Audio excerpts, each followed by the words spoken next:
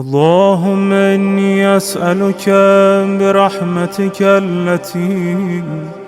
وسعت كل شيء، وبقوتك التي قهرت بها كل شيء، وخضع له كل شيء،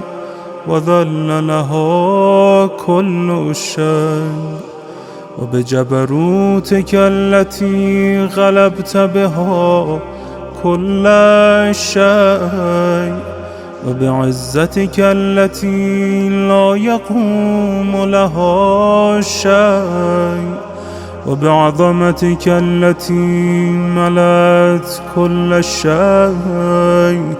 وبسلطانك الذي على كل شيء،